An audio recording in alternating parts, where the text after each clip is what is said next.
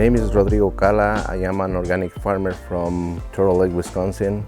I arrived to this country in 2004. I was working for a factory making horseshoes for 10 years. But one day we're going to try to find some specific products for Mexican dishes. We're going to 10 different stores. We find the product, but the quality was so poor. So what we see is an opportunity to grow products in this country.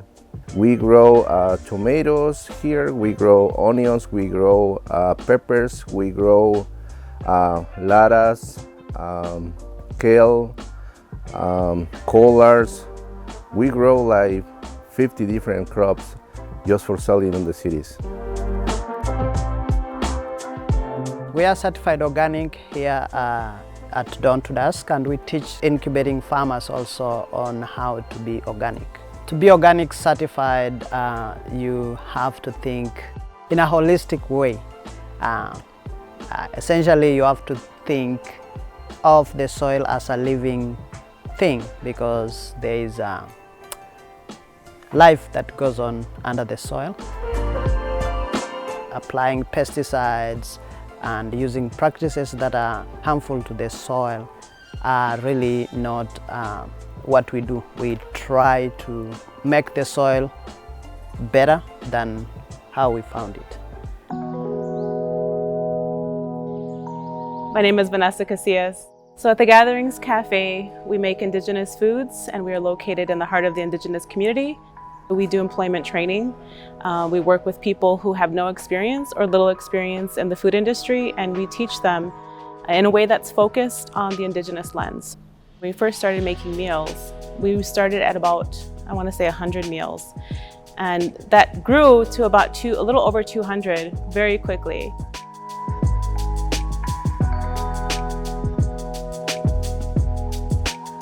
We use at least 50 to 60% native ingredients, and we try and keep the food as healthy as possible for our elders.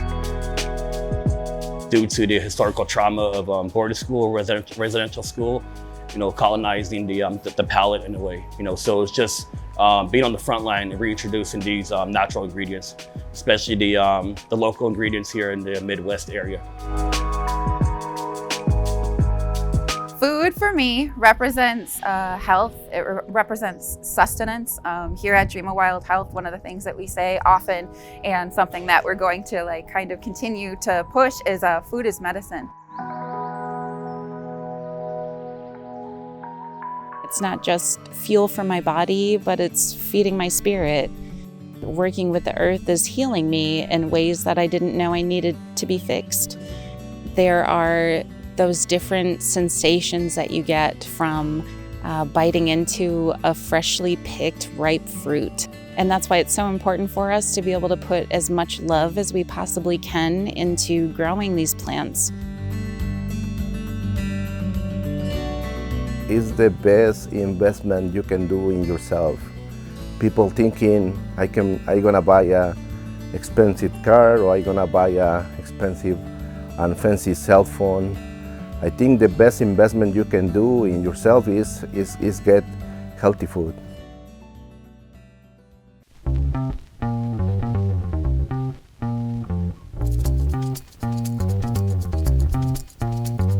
My name is Julie Grossman. I'm an associate professor of horticultural science and agroecology here at the University of Minnesota, and my research focus is on organic agriculture.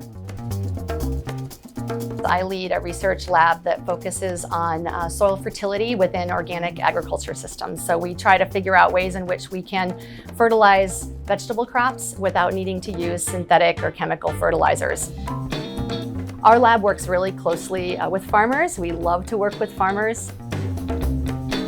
Emerging farmers, which are often defined as new immigrants or farmers of color, to work with them to get their questions, the questions that are most pressing to them, answered on their farm. We work with Rodrigo in a number of our projects where we might test something at the University of Minnesota in our research fields, and then we'll take those results and bring them out to the farm where Rodrigo can test them to see how they work. And so that's a very, very important piece of what we do, is developing or co-developing this knowledge about agriculture together with the farmers.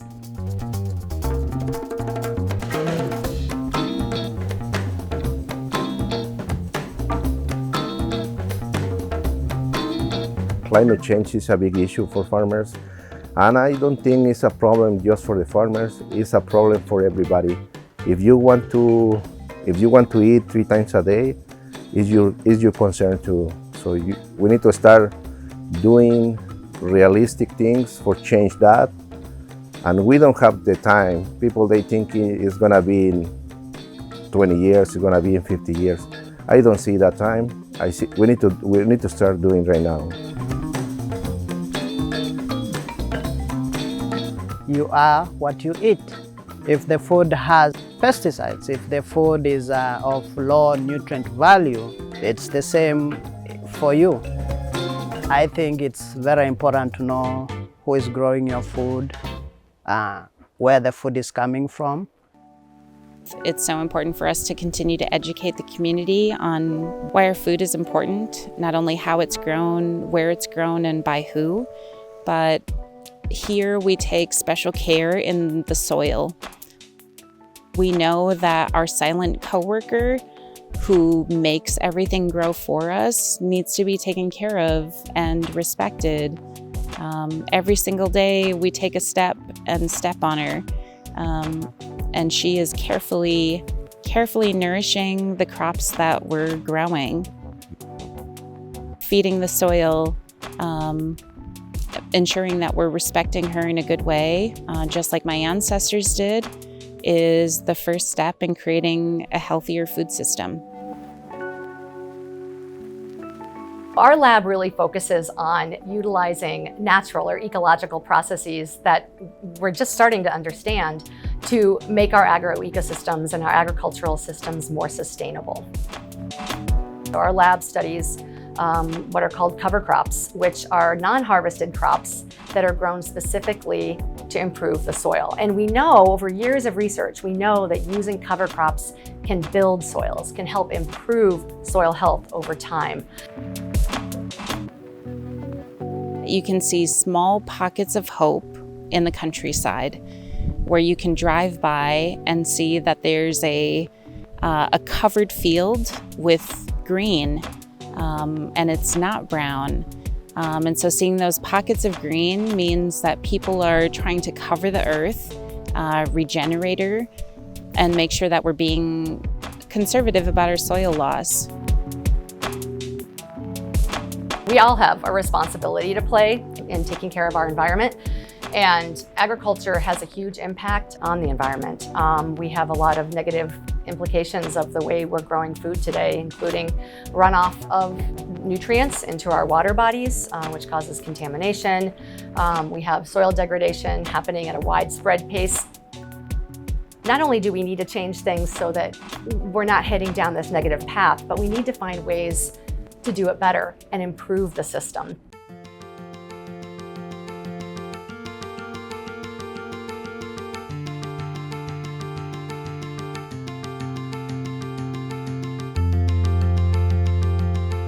The average age of farmers in this country is 58 years old. So for me, I have a question: who is gonna be the next generation of farmers in this country? Here I've been reminded about the intergenerational work that we're all doing. It's not just about growing food, but also to empower our youth. You know, we have so many youth that think the farmers here are rock stars, which I think is so incredibly amazing. And I wish I would have grown up the same way, but I didn't. I think that's where one of our biggest challenges lies, is helping the young people that are so passionate about working in agriculture and producing food make it a living, because that is a very, very challenging aspect of farming today.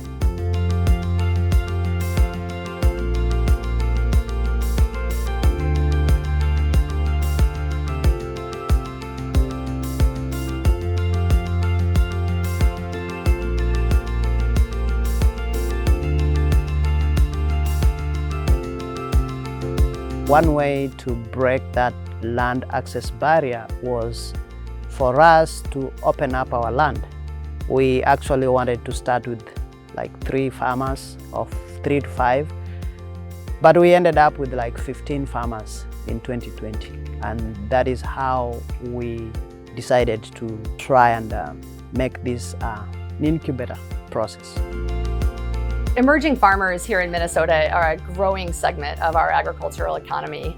We have emerging farmers producing many of our horticultural crops, our fruits and vegetables, on a small scale in the state, and they distribute those products through things like CSAs, mini restaurants. And so one way that viewers can actually be involved in that system is by supporting those farmers and making the effort to identify where they're selling their products.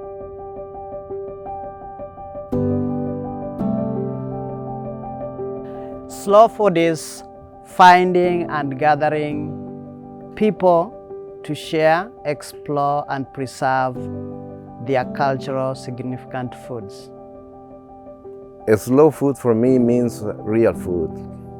Fast food is the food nobody cares. It's really a big industry. They don't care about the health of the people. They just care about money. When we going to see the other side of the equation, we can see slow food is the best option for families. If you have the ability to cook and try to get this healthy products transformed to a really healthy food, that means it's slow food, because you need to take the time for cooking this food. To me, slow food is health. Health and wellness is at the heart of what we do here at Dream of Wild Health. We are incredibly happy to be working with the community, to be providing a hub for health, and working with the different seeds and the different plant relatives at our farm is incredibly important to us. And teaching our youth how to see food in a healthy way and work with our healthy indigenous ingredients is incredibly important to us as well. Slow food is eating like my ancestors ate. Slow food to me and my life is having a campfire and burning hardwood ash to only collect it and save it for the corn that I'm growing in an effort months later to nixtamalize the corn in a traditional way. Slow food is indigenous foodways. Indigenous foodways mean that we're connecting with community. We're not centered on the individual or the individual experience. We're centered on our impact on the land, our impact on our environment, and the reciprocal role that food plays in our lives.